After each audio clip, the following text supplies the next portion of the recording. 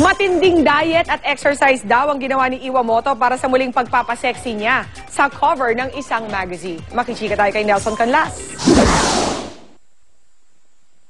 Ngayong kaarawan ni Iwamoto, malaking regalo raw niya sa kanyang mga tagahanga ang muling pag-post sa FHM.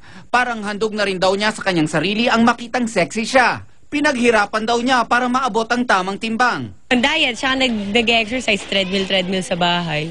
Masaya rin si Iwa sa kanyang love life. Hindi na raw niya kailang itago pa ang kanyang non-showbiz boyfriend, pero nananatili raw ang pagiging pribado nito. Hindi naman siya artista. Ayoko namang madamay pa siya sa gulo ng mundo natin. Tuluyan namang umagos ang luha ni Iwa ng aming mapag-usapan ng kanyang amang may liver cancer. Nakapit ang tatay niya sa Japan. Nag-succeed ako sa part na nakita ko yung dad ko. Nakapunta ako sa Japan.